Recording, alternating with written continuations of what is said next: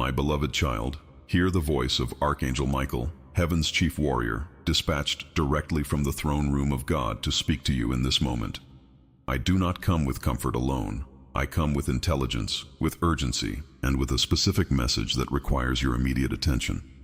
Heaven moves with purpose and precision, and this message has been sent to you with both. A large money transfer has been sent in your direction by a stranger. This is not a figure of speech. This is not spiritual metaphor. This is a literal transaction that has been initiated at the level of the spiritual realm and is in the process of manifesting in the material realm of your life.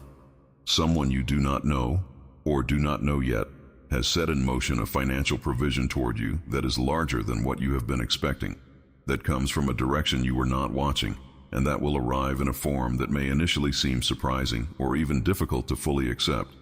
The stranger I speak of is not acting independently. They do not fully understand why they are doing what they are doing.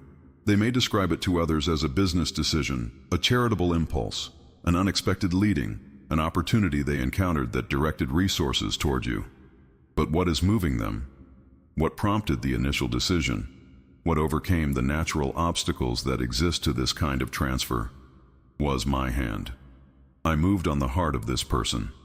I created conditions.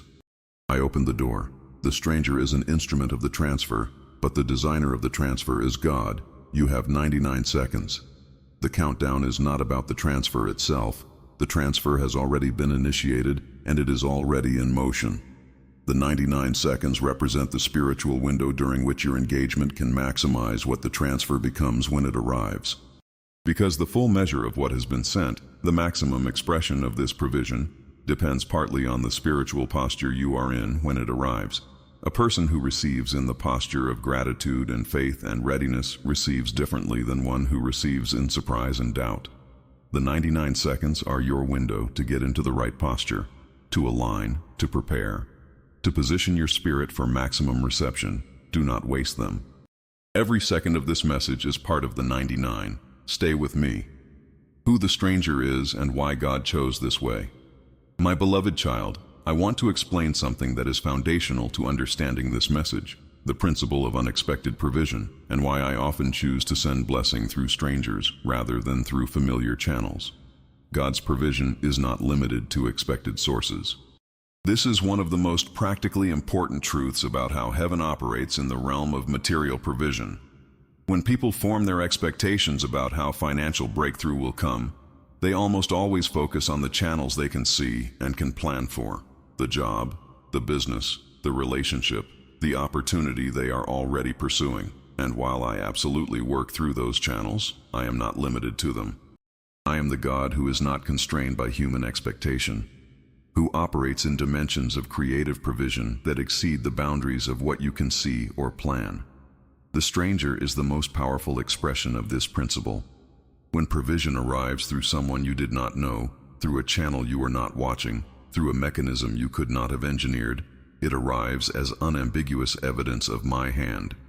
There is no way for you to take credit for it.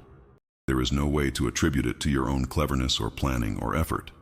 It arrives as pure grace, as the tangible expression of a God who provides beyond expectation, beyond planning, beyond what human ingenuity could produce. But why this specific mechanism? Why a stranger rather than someone you know? Several reasons. First, because the people you know have limitations, financial, practical, relational, that make the kind of provision I intend difficult through their channel. A person who loves you and wants to help may genuinely lack the resources to provide what I have prepared. A stranger chosen by my hand may not have those limitations. The stranger I am describing is positioned, either by wealth, by circumstance, or by divine orchestration, to be the vessel of a provision that no one in your current circle could carry. Second, because a transfer from a stranger arrives without the relational complications that can accompany gifts from people you know.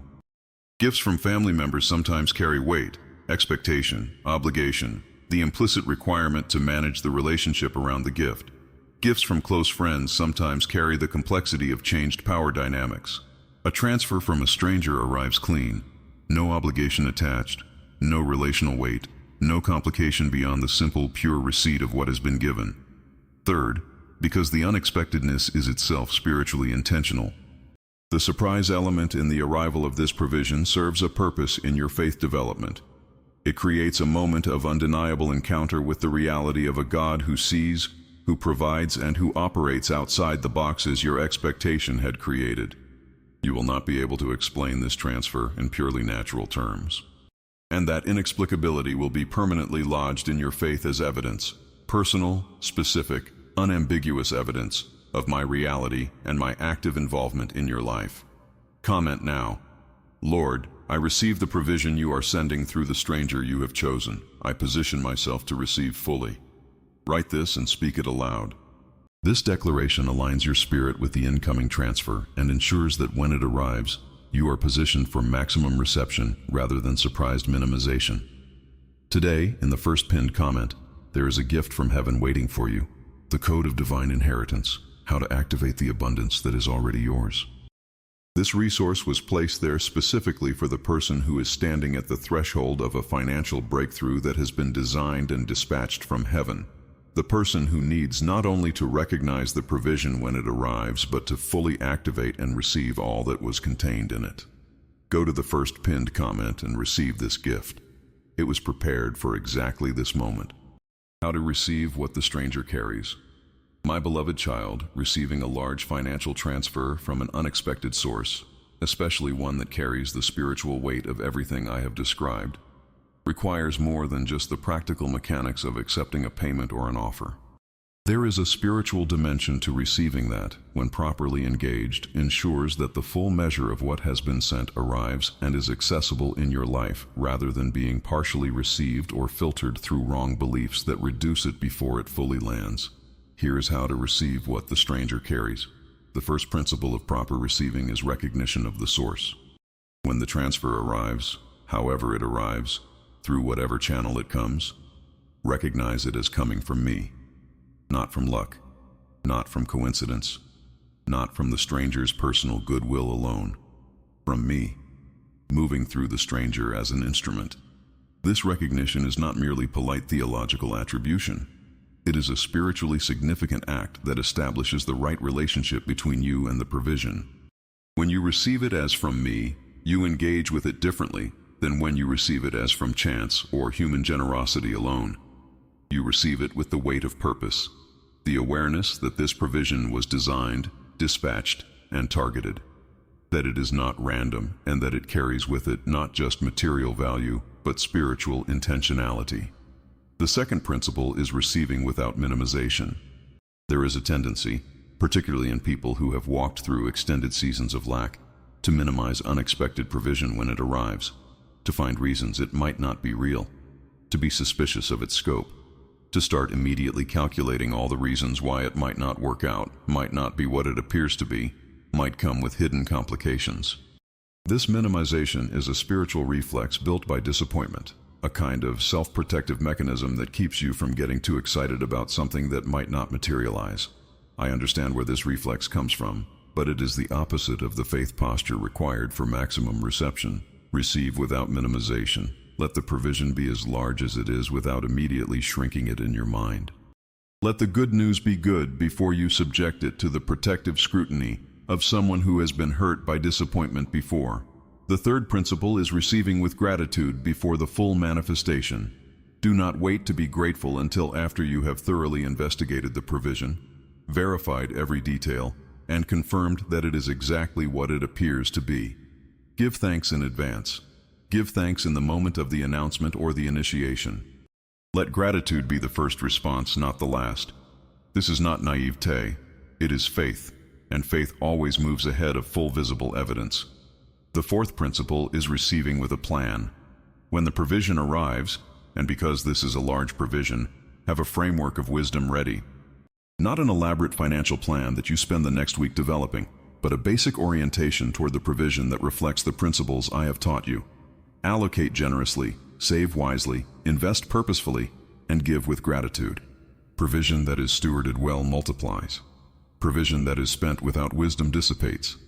The stranger who sends this transfer is being used by me to give you a foundation.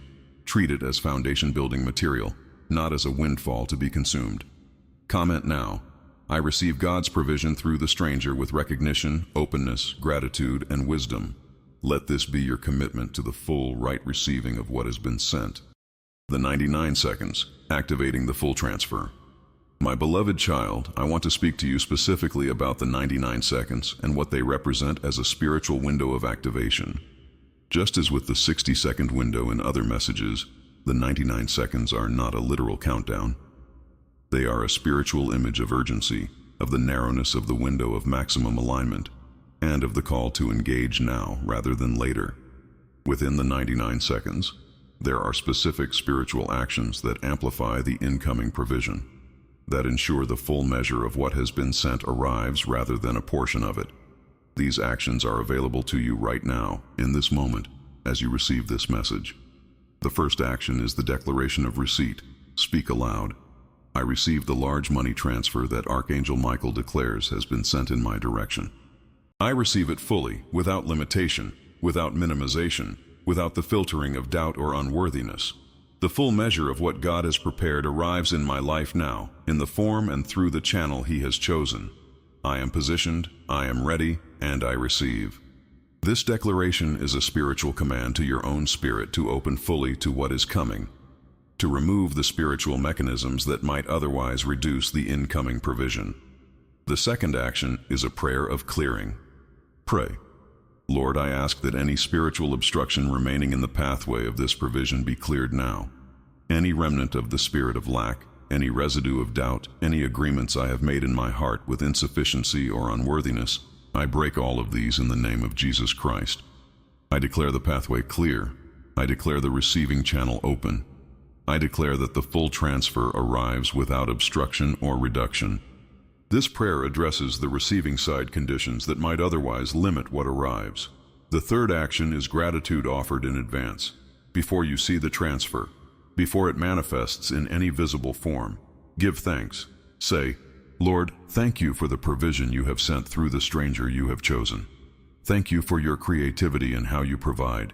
Thank you for seeing my need, for preparing the answer before I asked, for dispatching it at the perfect time. I receive it with a grateful heart, and I declare that my gratitude will increase as the manifestation unfolds. Advanced gratitude is one of the most powerful faith expressions available because it operates from the conviction that what has been declared is real enough to give thanks for before it is visibly present. Comment now. I activate the full transfer. The 99 seconds are my window, and I am engaging now. Write this declaration as your statement of active, real-time engagement with the spiritual window that this message represents. And one more time. Go to the first pinned comment today and receive the code of divine inheritance, how to activate the abundance that is already yours. This resource is the continuation of what this message began, the next steps in the activation of the inheritance that has been dispatched for you from heaven. Everything you need for the full reception is there. Receive it. Know why Archangel Michael is the messenger.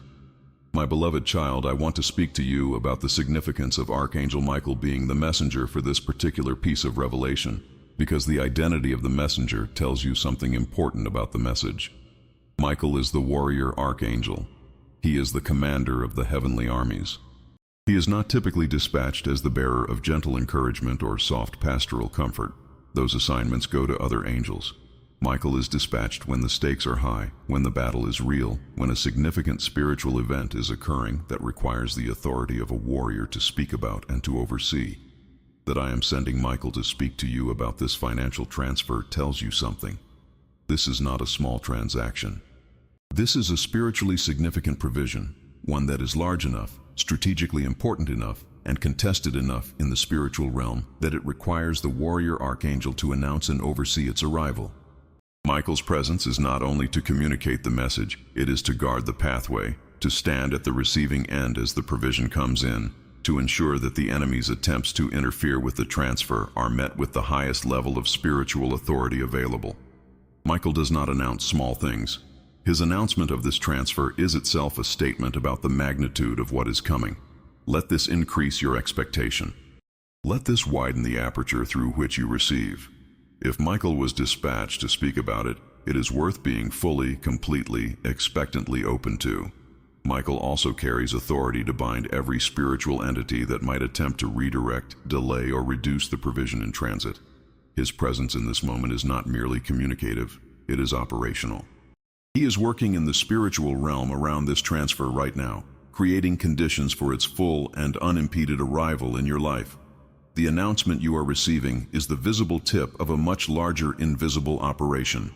Trust Michael's announcement, receive what he declares, and align yourself with the spiritual work he is overseeing by maintaining the posture of faith, gratitude, and readiness that maximizes the incoming provision. Comment now. I receive the word of Archangel Michael and I align with the spiritual work he is overseeing.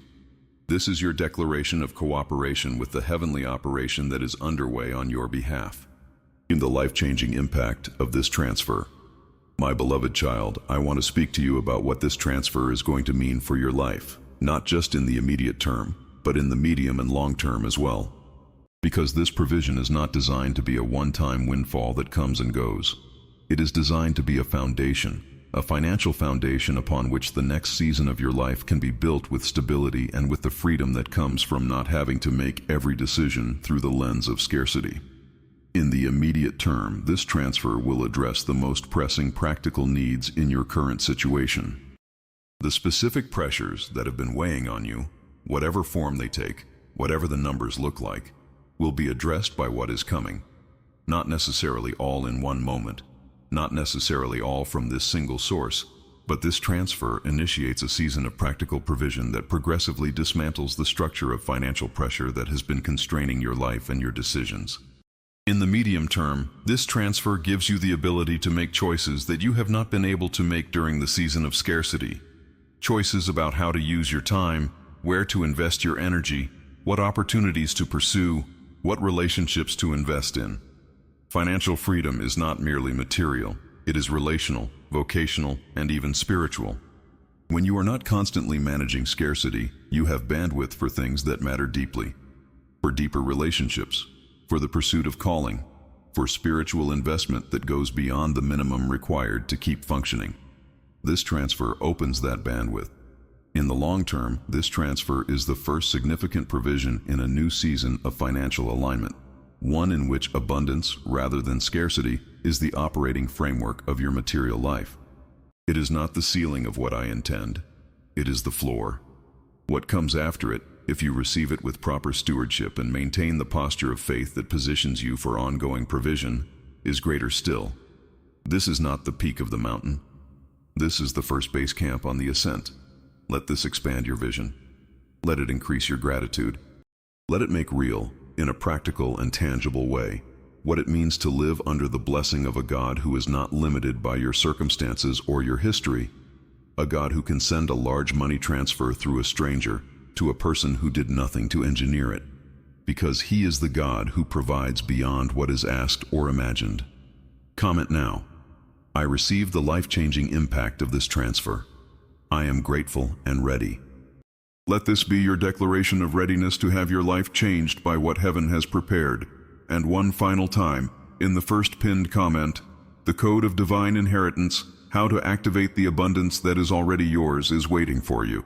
This is the resource that will help you not only receive the initial transfer, but steward it in a way that multiplies it and positions you for the ongoing season of abundance that begins today.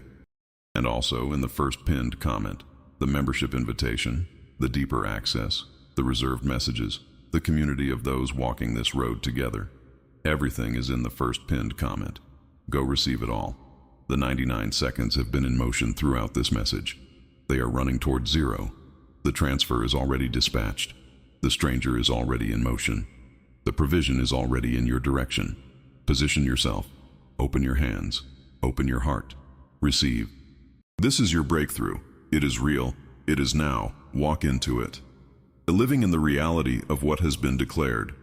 My beloved child, there is a practice that I want to impress upon you as you navigate the period between the declaration and the full visible manifestation of what has been promised, a practice that is deceptively simple but extraordinarily powerful. The practice of living in the reality of what has been declared. What does this mean in practical terms? It means choosing day by day to inhabit the world that my declaration describes rather than the world that your current circumstances describe. Not in a way that ignores reality. You cannot ignore a bill because you have declared abundance over your life. Not in a way that produces recklessness. You cannot spend money you do not yet have because you are expecting a miracle. But in a way that is internal, attitudinal, and spiritual, choosing to think from the position of the promise rather than from the position of the problem, choosing to speak from the position of faith rather than from the position of fear, choosing to plan and dream and imagine from the position of who you are in Christ rather than from the position of what your circumstances currently allow. This is what the scriptures mean when they speak of calling things that are not as though they were.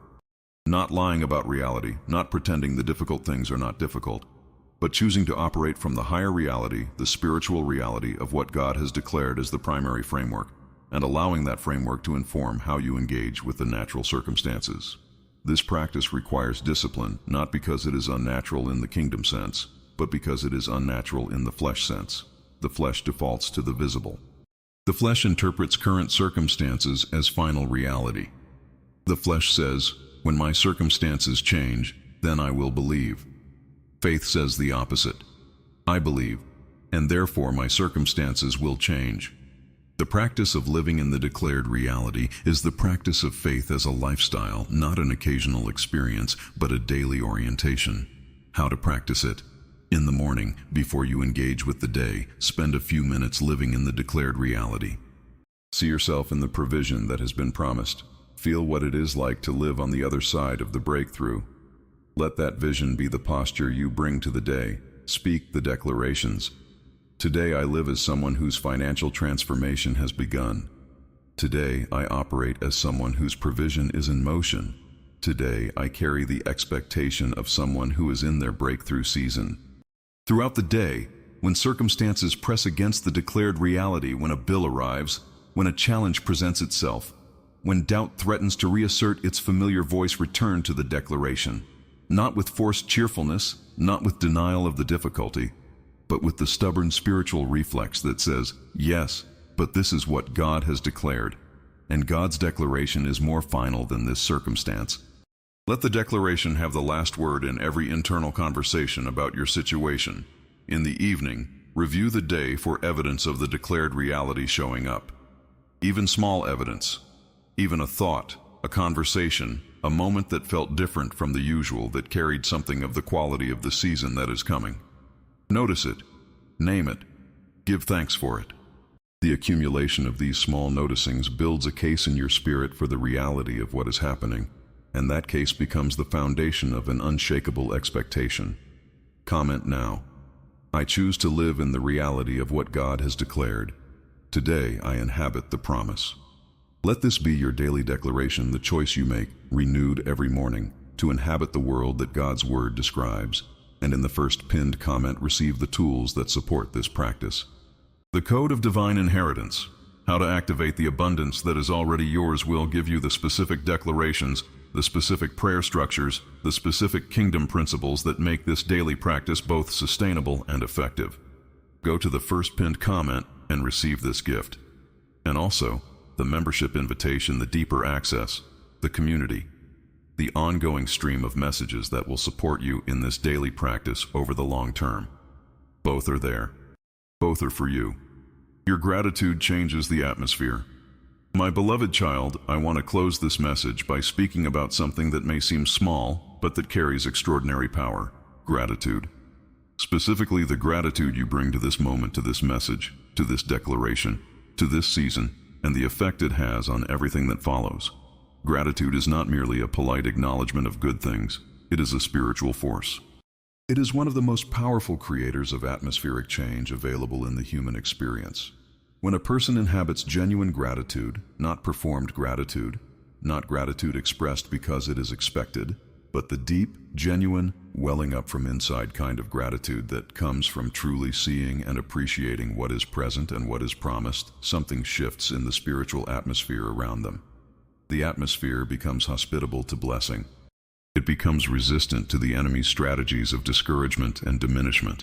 It becomes aligned with the character of heaven, which is itself an atmosphere of unending gratitude and worship. This means that your gratitude in this moment, reading this message, receiving this declaration, choosing to believe and align with what has been spoken, is not just an emotional response to good news. It is an act of atmospheric creation. You are, through genuine gratitude, creating the spiritual conditions in which the provision that has been declared will be most fully and most quickly expressed.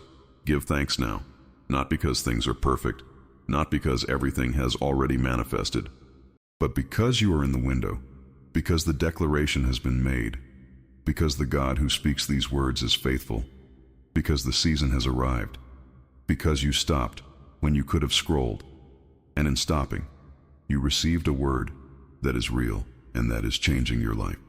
Give thanks for the car that is coming. Give thanks for the house that is coming. Give thanks for the financial transformation that has been declared. Give thanks for the healing of your mind. Give thanks for the $1 trillion miracle in motion. Give thanks for the $2 trillion provision that has been released. Give thanks for the secret deposit. Give thanks for the new beginning of the April, May, June window. Give thanks for the future millionaire season that you are in. Give thanks for every one of these things, even before they are fully visible. Because they are real, they are declared by the God who does not lie, who does not revoke, who does not say one thing and do another. And give thanks for this community, for the people who will receive these messages and walk this road together, who will be the companions and the encouragers and the fellow testimonies of what God is doing in this season. Go to the first pinned comment and receive the resources there, the code of divine inheritance, and the membership invitation. These are expressions of my provision for the journey, not just a word in a moment, but tools and community for the ongoing walk. Comment now, one final time for this message. I am grateful for the provision coming, for the season here, for the God who declares and delivers. Thank you. Let gratitude be the last word of this message and the first word of the day that follows. Step into your breakthrough season with gratitude, faith, and full expectation. Everything declared is on its way. Open your hands. Standing firm. When the manifestation is delayed. My beloved child, I want to speak to you about one of the most challenging aspects of the receiving season, the period between the declaration of a breakthrough and its full visible manifestation. This is the period that tries faith most severely, because the gap between what has been declared and what is visible can feel, if you are not spiritually prepared for it, like evidence that the declaration was false. It is not. Let me say that with all the authority of heaven behind it, a delay in the visible manifestation of a declared breakthrough is not evidence that the breakthrough is not coming. It is evidence of the time it takes for what has been established in the spiritual realm to complete the journey through the natural processes of the material world. And that journey always takes more time than the immediacy of the declaration might suggest. Consider how long a seed is underground before it breaks the surface. The planting of the seed happens in a moment. The declaration of a harvest is implicit in the very act of planting. But the time between the planting and the emergence from the soil is often long, and during that time, there is no visible evidence that anything is happening. The soil looks exactly as it did before. The ground is unchanged in appearance. And yet, beneath the surface, something extraordinary is in motion. The seed is germinating, the root is developing, the shoot is forming, all invisible, all real, all in process. The breakthrough you have declared over your life is a seed that was planted when you received these messages and aligned your faith with what I spoke. The harvest is real. The breakthrough is real. But the time between the planting and the visible emergence is part of the process. And it requires something from you that perhaps nothing else in life develops as thoroughly: the patient faith that holds steady in the absence of visible evidence. How do you hold steady? By reminding yourself, in the moments when doubt presses in, of what you know rather than what you feel. You know that God does not lie. You know that what was declared with authority. You know that your faith is connected to a provision that is real and in motion. These things you know. They are the anchor. When the feelings say, nothing is happening, the knowing says, yes it is, even though I cannot see it. You also hold steady by maintaining the practices, the morning declarations, the prayer of alignment, the expectation carried into each day that keep you in the posture of receiving rather than the posture of giving up. These practices are not optional extras during the waiting period. They are the primary mechanism by which you maintain the spiritual alignment that the provision pathway requires for complete manifestation. Comment now. I hold steady in the gap between declaration and manifestation. My faith does not require visible evidence to stand. Write this as the declaration of a person who has graduated from faith as feeling to faith as conviction, the faith that is not dependent on the immediate gratification of visible result, but that holds to what is known about the nature of the God who declared it. The testimony that will follow. My beloved child, let me paint for you a picture of something that is coming, not the breakthrough itself, which I have already described, but what comes after the breakthrough has fully manifested and settled into your life. The testimony. The testimony is the story you tell when someone asks, how did this change happen in your life? How did you go from where you were to where you are now? And the answer you give will be one of the most powerful things you ever speak, because it will carry within it the evidence of a living God who speaks into people's lives through moments like this one, who provides in ways that defy natural explanation, who honors the faith of those who hold on. The testimony will be specific. It will not be a vague, I trusted God and things got better. It will be precise. I was in a season that felt like it would never end. I received a word, I heard a declaration that something was about to change. I chose to believe it, to declare it, to act on it, even when nothing visible confirmed it for a period of time. And then, in a way that I could not have engineered, things began to shift. Provisions arrived from sources I did not expect. Doors opened that I had not knocked on. Circumstances aligned in ways that I could not attribute to my own cleverness or effort. And I know that what I had been told was real. That the God who spoke was the God who delivered. That the declaration was not empty words, it was the advance announcement of what was already written. That testimony will reach people. It will reach the person who is in the middle of their own waiting season and who desperately needs to hear that it ends, that the waiting produces what was promised, that the faithful holding on leads to the breakthrough that was declared. It will reach the skeptic who needs evidence of a God who is real and active and specific. It will reach the parent who is fighting for their child, the worker who is standing on a word about provision, the person who is one step from giving up on the promise they received. Your testimony is not just for you, it is for the entire sphere of influence your life touches, and it will echo beyond even what you can currently imagine. Carry it in advance. Even before it is fully formed, carry the expectation of the testimony you will give. Let it be part of what sustains you in the waiting. The knowledge that not only is the breakthrough coming for your own sake, but that what God does in your life in this season will become the testimony that builds someone else's faith. Comment now. My breakthrough is coming and my testimony is being written. I will tell what God did. Let this be your advanced declaration of the testimony, your commitment to both receive the breakthrough and to tell its story when the time comes. And now, my beloved child, one final time go to the first pinned comment. The gift that has been placed there, the code of divine inheritance, how to activate the abundance that is already yours, is the practical guide for everything I have spoken in this message. Every principle, every declaration, every spiritual strategy for receiving and maintaining the breakthrough, it is there. And with it, the membership invitation, the deeper access, the community, the reserved messages, the ongoing stream of revelation for the journey. Both are there. Both are for you. Receive them. Step into the fullness of this season with everything heaven has provided. The breakthrough is real. The testimony is coming. The God who declared it is faithful. And you, my beloved, chosen, prepared child, are ready to receive and to tell what he does.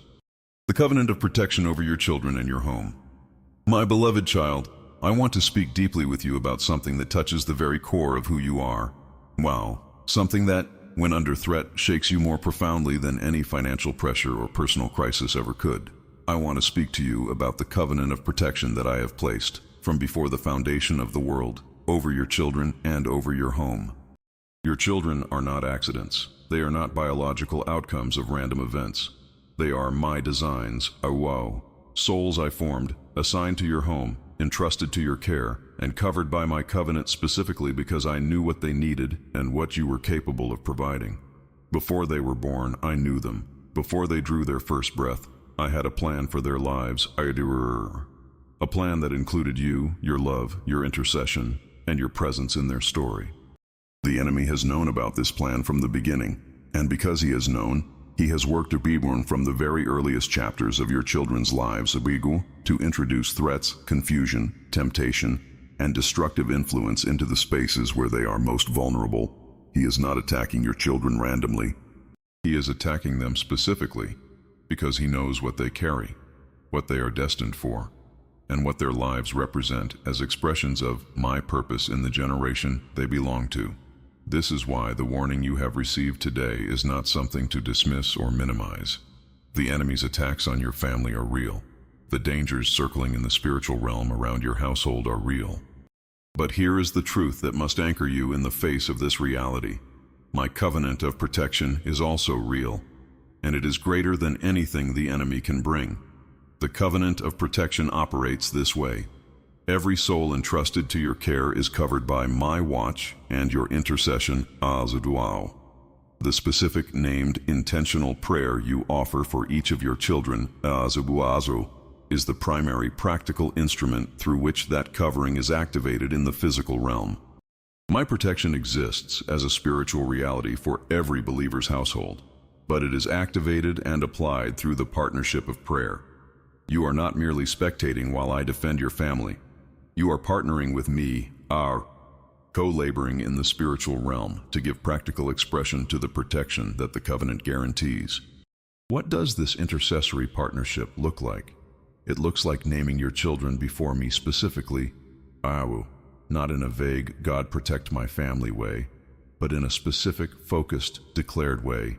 Lord, I cover, name, with the blood of Christ. I declare that no weapon formed against them shall prosper.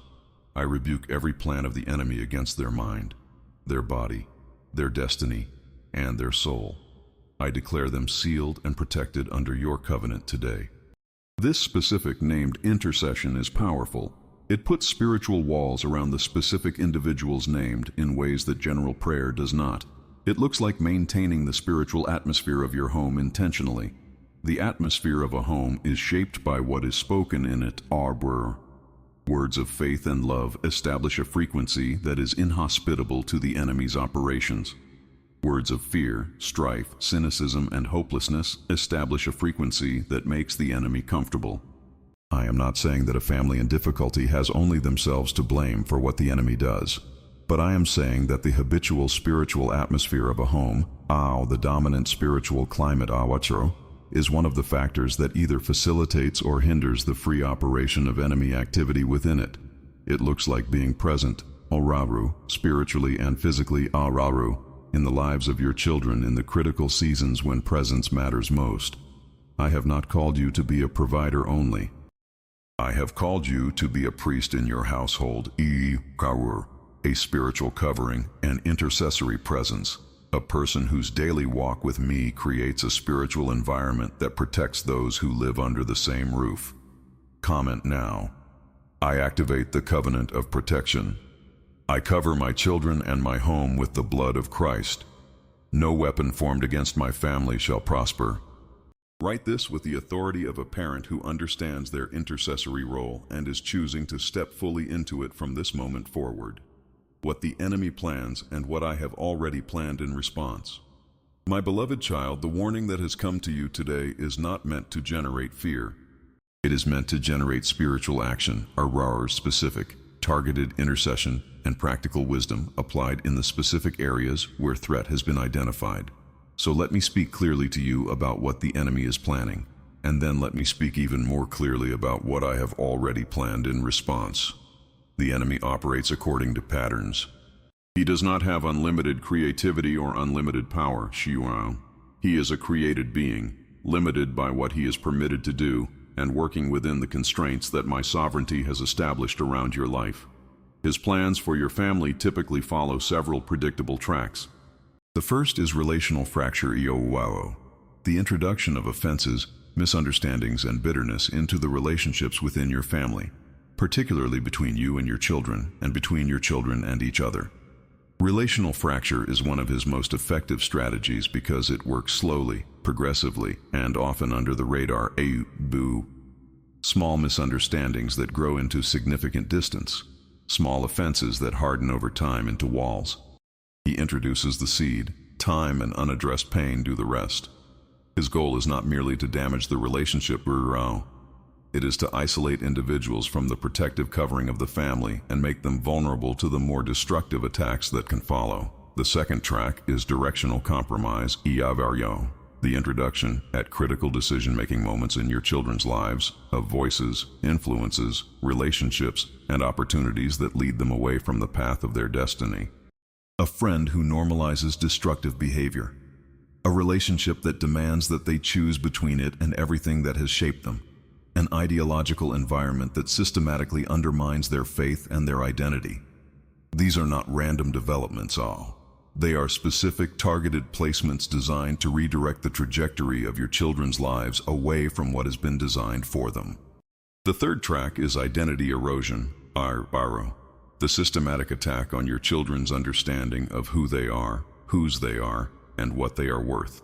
Identity erosion is increasingly one of his most effective tools in this generation, a generation that has grown up swimming in messages about identity crisis, and the constant renegotiation of self-definition.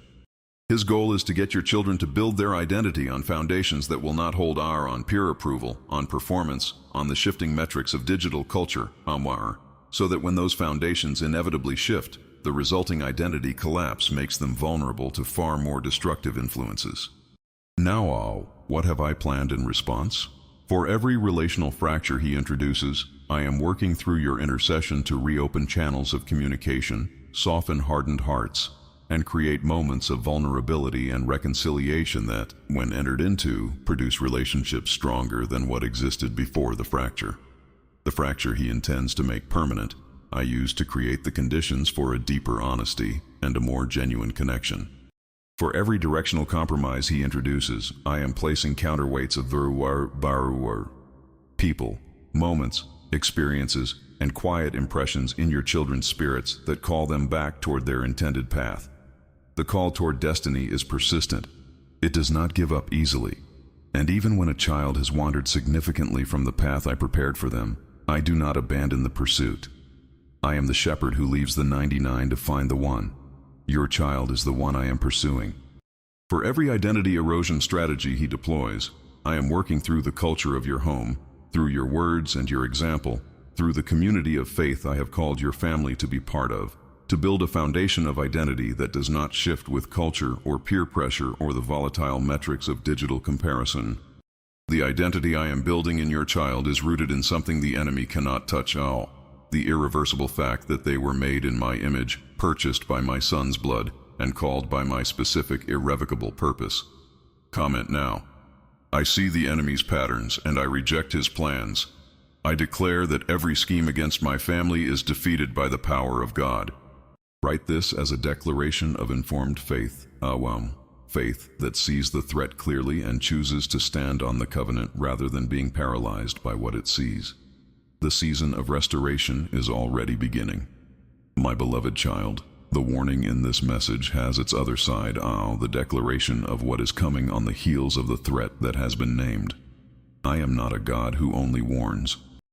I am a God who warns, who arms, who covers, and who then brings restoration that exceeds the threat that preceded it. The warning and the restoration belong together, and understanding this connection is crucial to receiving everything this message carries. The season of restoration for your family is already beginning. Not will begin, already beginning. You may not see all of it yet, but the movement has started. The things that have been damaged in your family relationships, the distance that has grown between you and your children, the wounds that have gone unaddressed for too long, the conversations that have never happened, these are the targets of the restoration that is now in motion. Restoration in its fullest sense does not merely return things to how they were before the damage occurred. It returns them to a state better than the pre-damage condition, a state that would not have been possible without the trial, without the damage, without the painful recognition of what had been lost and the desperate turning toward me in the hope that what had been broken could be repaired. This is the pattern I have worked through in family after family, generation after generation. I take what the enemy has broken, and I build something from its restoration that exceeds what the enemy destroyed. The first sign of this restoration is usually not a dramatic event, It is a small opening, a conversation that goes differently than expected, a child who reaches out after a long silence, a moment of shared vulnerability that cuts through the layers of distance and touches something real. When you see these small openings, do not minimize them. They are the first light of the dawn I am bringing. The small opening is the beginning of the full restoration, not a preview of what might happen eventually, but the first actual expression of the movement that is already fully in motion. Your role in this is to stay soft, to remain available, to resist the temptation, which the enemy will press upon you particularly hard in this season. To harden in response to the difficulty, to armor yourself against the pain of the relationship by withdrawing from it, to protect yourself from further hurt by making yourself unavailable to the very opening that would begin the healing. Your availability, your willingness to be present, to have the conversation, to risk the vulnerability of genuine engagement even when it is painful, is the soil in which the restoration will take root. Comment now. I declare restoration over my family. Every broken thing is being healed. Every distance is being closed. I stay open and available. Let this be your declaration and your commitment, to remain open to the restoration that is already in motion, even when the daily circumstances make it feel distant. Intercession, the most powerful thing you can do right now. My beloved child, in light of everything that has been spoken in this message, I want to close by giving you the most practical, most powerful, most immediately actionable instruction I can offer. Intercede, right now, for your children, for your household, for the specific people and situations I have named. Do not wait until you have processed this message fully, until you feel sufficiently spiritually prepared, until the right moment presents itself. The right moment is now. Intercession is not complicated. It is not reserved for those with special training or extraordinary spiritual gifts. It is the simple, direct act of bringing someone you love before the Father and standing in the gap between their vulnerability and His protection. It is the act of saying, Lord, I cannot fix this. I cannot protect them the way they need to be protected. But you can, and I am bringing them to you, naming them, covering them with the blood of Christ, and declaring that your covenant of protection is activated over their lives. Begin with the name. Speak the name of your child, your family member, the person the enemy has targeted. Speak it clearly, out loud if possible, because speaking out loud engages your whole person, voice, body, spirit, in the act of intercession, rather than keeping it as an internal mental exercise. When you speak the name, you are saying, this specific person, the one I am naming, is the one I am bringing before you. Then speak the blood. Lord, I cover, name, with the blood of Jesus. This is not religious formula, It is the application of the most powerful spiritual weapon that exists against the plans of the enemy. The blood of Jesus is the currency of the new covenant, the price that purchased the protection you are applying, the seal that marks the one you are covering as belonging to the household of God, and therefore outside the jurisdiction of the enemy's legitimate claims. Then speak the defeat. I rebuke every spirit of, name the specific threat, fear, confusion, depression, addiction, destructive relationship, physical illness. I declare it broken, bound, and cast out of name's life in the name of Jesus. No weapon formed against them shall prosper. Be specific about what you are rebuking. The specificity of intercession is part of its power, You are not conducting a vague spiritual operation. You are deploying targeted spiritual authority against a specific named threat. Then speak the destiny. Lord, I declare that name will fulfill everything you designed for their life. The purpose you placed in them before they were born cannot be stolen, cannot be destroyed, cannot be redirected. They are yours, and they will arrive at the destination you have prepared for them. This declaration of destiny is the positive complement of the rebuke, You are not only pushing back what the enemy is doing, you are advancing the purpose that God is building. Do this daily. Make it a practice, a rhythm, a non-negotiable part of how you begin your day. The parent who intercedes for their children daily is building a spiritual covering that accumulates that becomes increasingly substantial, increasingly effective, increasingly impermeable over time. This is the most powerful thing you can do for your children. More powerful than any amount of material provision, more lasting than any piece of practical advice, more protective than any security system or strategy.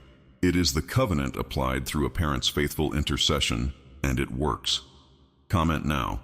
I rise up as an intercessor for my family. I cover them with the blood. I declare their destinies are secure in God. Write this as the declaration of a parent who understands what intercession is and who has chosen, from this day forward, to be the consistent spiritual covering their family needs. The gift left for you in this moment. My beloved child, before you leave this message and return to the demands of your day, I want you to pause for just one more moment and receive the gift that has been placed in the first pinned comment. It is not a product. It is not a commercial offering. It is a resource prepared for this moment, for the parent who has just received this warning and these instructions, and who needs the practical framework to implement them fully, consistently, and effectively in the life of their family. The resource is called The Code of Divine Inheritance. In the context of this message, a message about family, about children, about the enemy's plans and God's covenant of protection, it contains the specific section on household covenant protection, the practical guide to activating and sustaining the spiritual covering over your home and your children that this message has described. It contains the intercessory framework, the specific, structured approach to daily family intercession that produces the accumulated spiritual covering you have just been instructed to build. It contains the wisdom for navigating the relational restoration season, how to stay soft, how to receive the small openings, how to facilitate the deeper conversations that will do the work of healing. This resource is there because the message is not enough alone. The message opens the door. The resource gives you the tools to walk through it, build consistently on what you have received, and sustain the spiritual posture that this season requires. Go to the first pinned comment now. Take it. It was placed there for you, for this moment, for this message, for the specific situation you are navigating with your family. And as you do, consider the membership. If your heart is drawing you toward the ongoing companionship of deeper messages, toward the sustained encounter with revelation that goes beyond the occasional video, the invitation is there. It is not a subscription to content. It is an invitation into the deeper waters of the spiritual community that has gathered around the revelation I am releasing in this season. The messages there are reserved. The access there is deeper. The community there is genuine. If you are being drawn, follow the drawing. The door is open. The first pinned comment holds the key. On the hidden purpose behind every season of waiting. My beloved child, the season you are in, the period between the promise declared and the promise fully manifested, has a hidden purpose that most people miss because they are focused entirely on the outcome rather than on the transformation that is happening in them while they wait. Waiting is not empty time. It is not a pause in the story, a blank chapter between what was and what will be. It is the most active and most formative period in the entire narrative of your life. This is where character is built that cannot be built any other way. This is where trust is deepened to a level that only comes from having trusted through circumstances that gave you every reason not to. This is where the roots go deep, the spiritual rootedness that will sustain you in the fullness of what is coming. The capacity to inhabit abundance and calling without being distorted or destabilized by either. Think of a tree preparing for a season of bearing fruit. In the season before the fruit appears, the invisible work is the most intense. Roots deepening, trunk strengthening, branches extending, bark thickening against the storms that the fruit-bearing season will bring. The tree that skips this season, that arrives at fruit-bearing before the roots and the trunk are ready, cannot sustain the weight of what it is called to bear. But the tree that has been through the full process of preparation arrives at the fruit-bearing season with everything in place. And what it produces exceeds what a prematurely arrived tree could ever generate. This is the work that is happening in you right now. The delay you have experienced, the gap between what was declared and what is visible, is the root deepening, the trunk strengthening, the preparation for the weight of what is coming. Do not resent it. Do not minimize it. Do not treat it as a failure of faith or as evidence that the promises are not real. It is the process that makes the promises sustainable when they arrive. Comment now. I embrace the waiting season. I trust the hidden work that God is doing in me. I will be ready when the harvest comes. Write this as your declaration of trust in the preparation process. The faith that knows the delay is not abandonment, but formation. Everything is aligned. Your moment is here. My beloved child, the hours and days ahead carry with them a convergence that I have been orchestrating across a span of time that you cannot fully see from where you stand, Asaro. But that I see completely, because I see the beginning and the end simultaneously, and I have been working from both ends toward the middle, aligning everything that needed to be aligned for this moment in your life to arrive fully formed and fully activated. The promise is about to become visible. The preparation is complete, not perfect in the way that human perfectionism demands, but complete in the way that I define completion. Sufficient for the purpose, adequate for the season, ready for the next step. You are ready. The provision is ready. The season is opening. The door that has been approaching from the other side of the wall is about to reach the position where you can push it open and walk through. What does this mean practically? It means that the spiritual posture you maintain in the next days matters more than it has mattered in a long time. The quality of your expectation, the consistency of your gratitude, the steadiness of your declaration, these will determine how fully and how quickly you step into the season that is opening. Stay sharp. Stay attentive. Watch for the signs I have described. Respond to every opening with faith and action. And stay with the resources I have prepared for you. The first pinned comment holds everything you need, the practical framework for maximizing this season, the specific tools for sustaining what is coming, the community of people who are walking through the same threshold at the same time. You do not have to navigate this alone. Everything has been prepared. Go and receive it. The Archangel's role in your financial breakthrough. My beloved child, I want to speak to you about something that most people pass over when they encounter the concept of angels in Scripture, Something that, when properly understood, transforms the nature of your expectation and sharpens your spiritual perception in the days that follow a declaration like the one carried in this message. I want to speak to you about the specific role that Michael and the angelic hosts play in the execution of financial breakthrough in the lives of the children of God. Angels are not decorative, they are not symbolic figures in a spiritual mythology designed to comfort the frightened. They are real, active, purposeful beings, created by me, commissioned by me, and deployed with specific assignments in the execution of my purposes in the earth. Michael, the chief prince, the warrior, the one whose name means, who is like God, is not an abstraction. He is a specific being with a specific commission, and that commission intersects directly with the battles that are fought in the heavenly realm over the provision and destiny of my people. When I commission an angel to execute a transfer of resources, and the transfer that has been named in this message is real, it is not a metaphorical commissioning. An actual spiritual assignment is made, with specific objectives, specific timing, and specific authority to overcome whatever resistance the enemy deploys against the execution of that assignment. The angel does not arrive empty-handed, bearing only good wishes. It arrives with the full weight of heaven's authority behind it, and it executes what it was sent to execute. What does this mean for you practically? It means that the declaration of a money transfer, a specific financial provision being released into your life, is backed by the operational apparatus of heaven. It is not a declaration made into empty air, hoping that somehow the vague spiritual atmosphere will arrange itself in your favor. It is a declaration that has been accompanied by specific angelic deployment, specific spiritual authority, and specific opposition to whatever the enemy is doing to block or delay the manifestation. Your role in all of this is not passive waiting. Your role is what it always is in these partnerships: the active engagement of faith, the consistent declaration of truth, the persistent intercession that keeps the channel open, and the atmospheric conditions favorable for the manifestation that is already in process in the spiritual realm. You do not direct angels that is not within your authority.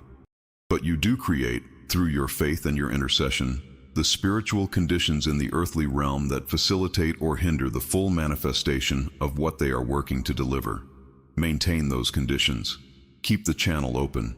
Speak the truth. Declare what has been declared over you. And watch out, with the alert, expectant attention of someone who knows that what they are waiting for is real and already in motion, or for the specific signs I have named that will precede the full manifestation. Comment now. Archangel Michael, I receive the assignment you carry on my behalf. Father, I keep the channel open through faith and declaration. I expect the transfer.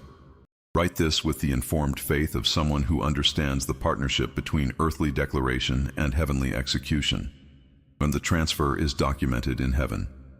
My beloved child, I want you to know that what has been declared over your life is not a vague blessing floating in the spiritual realm without form or address. It is documented. It has your name on it. The spiritual records are, the books of heaven are, contain the specific provision that has been assigned to you, along with the timing, the channel of delivery, and the conditions that govern its release. This is not merely poetic language designed to generate confident feelings.